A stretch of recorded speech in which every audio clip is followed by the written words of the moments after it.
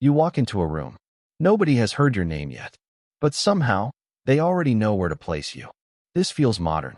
It feels like something built by social media, by school hallways, by boardrooms. But the real answer is far stranger. Because 2,000 years ago, in the noble households of ancient China, a girl's entire life was ranked before she ever spoke, before she ever walked, before she ever opened her eyes for the first time.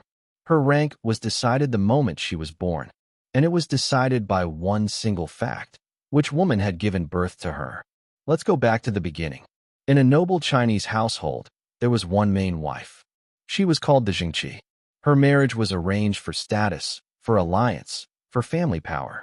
Beside her stood the concubines, women who entered the household with far less ceremony, far less protection, and far less say in their own fate. Now here is the part that changes everything. When each of these women had a daughter, the two girls did not enter the world as equals. One was born a Dizi, a daughter of the primary wife. The other was born a Shunu, a daughter of a concubine. Same father, same household, sometimes the same birth week, but completely different futures. Why did this matter so much? Because inheritance, marriage prospects, dowries, and even how a girl was addressed by the servants all flowed from this single fact. A Dizi daughter could expect a marriage negotiated with families of equal or higher status. Her dowry would be generous. Her opinions, even as a child, carried weight in family decisions. A Shunu daughter faced a narrower road. Her marriage prospects depended heavily on her mother's standing and on the mood of the main wife. Her dowry could be modest, sometimes barely enough to secure a respectable match.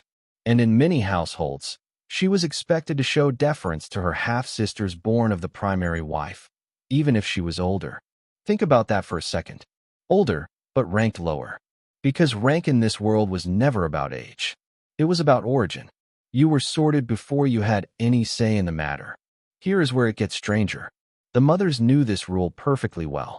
And so the rivalry didn't start between the daughters. It started between the mothers, years before their daughters could even understand what was happening. A concubine who wanted her daughter to have a better life had to play a long, quiet game. She had to earn favor with the husband. She had to avoid provoking the main wife. She had to build alliances with servants, tutors, and matchmakers who might one day speak well of her daughter's character. Meanwhile, the primary wife had every incentive to protect her daughter's advantage. That meant limiting how much attention the concubine's children received. It meant controlling who taught the girls, who dressed them, who was allowed to praise them in front of guests. None of this needed to be spoken aloud. Everyone in the household understood the unspoken rules. A visiting relative might comment on a girl's fine embroidery, and the mother of a Shunu daughter would feel the compliment land differently because compliments toward her child were rarer and therefore more dangerous to draw attention to. Why dangerous? Because attention could shift alliances. If a Shunu daughter grew too admired, too accomplished, too visible, the primary wife might see her as a threat to her own daughter's marriage prospects.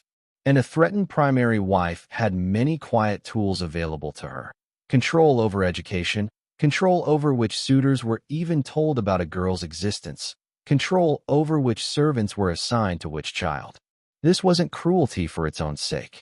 It was survival, filtered through a rigid social structure that offered women very few paths to real power. Rank was one of the only currencies available to them, and so they protected it fiercely. Now here is the counterintuitive twist. You might assume that being the primary wife's daughter meant an easy, protected life. In many ways it did, but it also meant something else. You had almost no room to fail. A Dizi daughter carried the full weight of the family's reputation on her back. Her marriage had to reflect the family's status precisely, not too low, or it would embarrass the family, and not aiming too high without the connections to back it up. Her behavior was watched constantly, because any misstep reflected on the entire household's honor. A Shunu daughter, in a strange twist of fate, sometimes had more room to be interesting. Less was expected of her publicly. If she was clever, if she read widely, if she had a talent for poetry or music, she could sometimes use that talent to raise her own value in ways a Dizi daughter never needed to bother with. because a Dizi daughter's value was already fixed by her birth.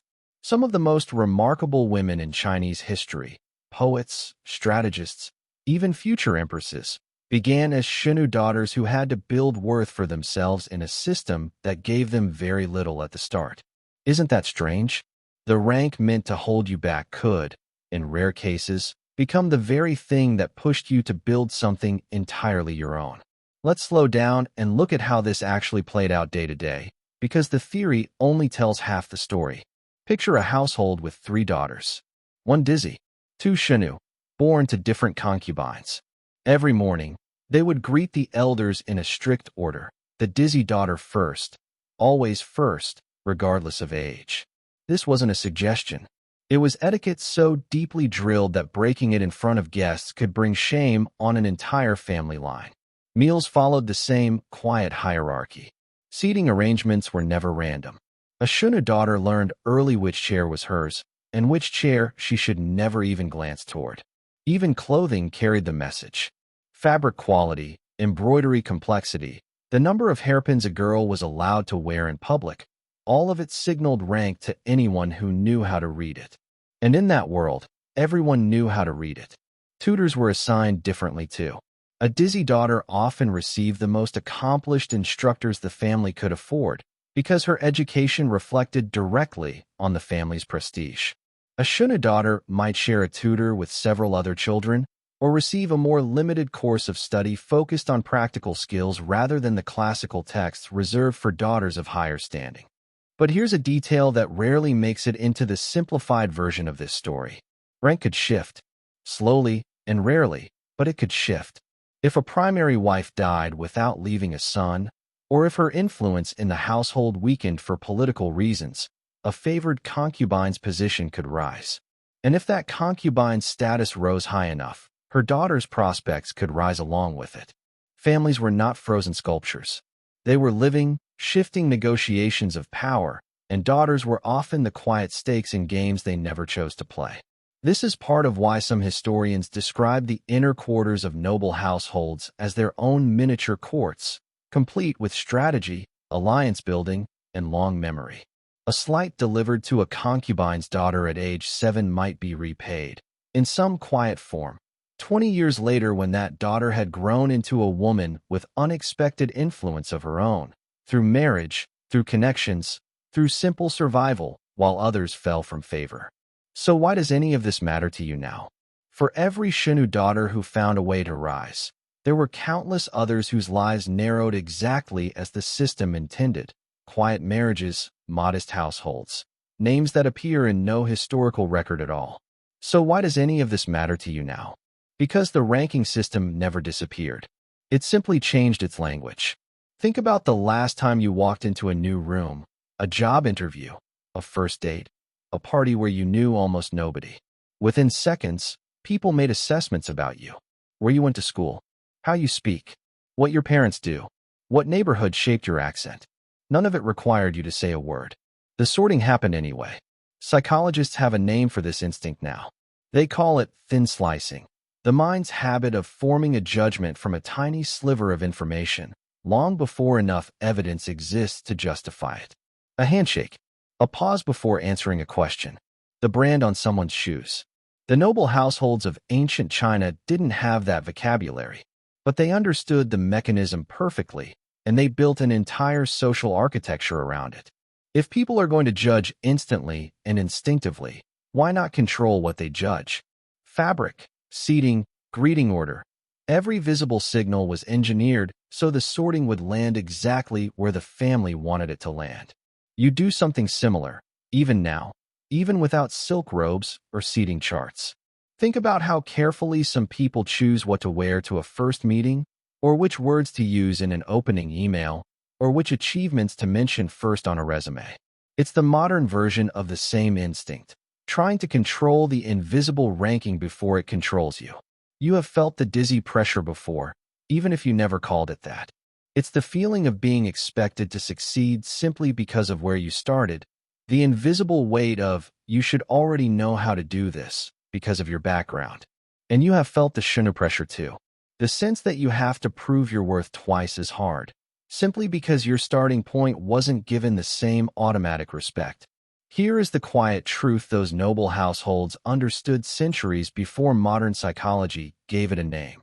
Humans rank each other instinctively, and they do it before any real evidence exists. Ancient courts formalized this instinct into law and custom. Today, it hides in more casual, more deniable forms, but it operates on the very same wiring. The mothers in those Chinese households were not villains. They were reading a system correctly and playing it as well as they could for their daughters. And in many ways, you do the same thing every day, whether you notice it or not, deciding, in seconds, who to trust, who to underestimate, who deserves a second look and who doesn't. The palace is gone. The titles are gone. The silk robes and the carefully calculated dowries belong to history now. But the moment you walk into a room and someone quietly decides where to place you before you've said a word, that part never left. You are still being ranked. And somewhere, without realizing it, you are still doing the ranking too.